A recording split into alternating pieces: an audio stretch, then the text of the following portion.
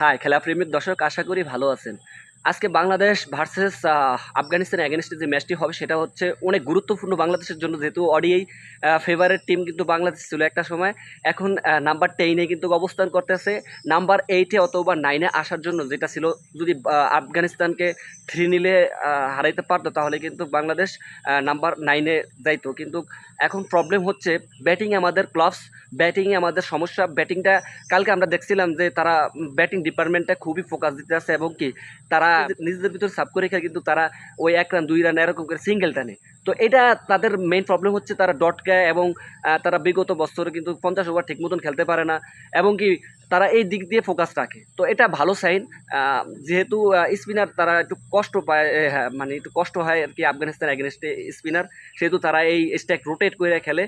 তো স্ট্রাইক রোটেটটা আর কি তারা অনুশীলন করলো। আর স্ট্রাইক রোটেট করে খেলে কিন্তু বাংলাদেশ ভালো খেলতে পারে। আপনারা জানেন যে গত ওয়ানডেগুলো এরকম ফ্লপ দেখতে আসি। তো শুভকামনা থাকবে টিম টাইগার। আজকে যেন সেকেন্ড ওয়ার্ডেই যেন বাংলাদেশ জিতে জিতে একটা রেসে থাকে। আশা করি শুভকামনা থাকবে টিম টাইগার।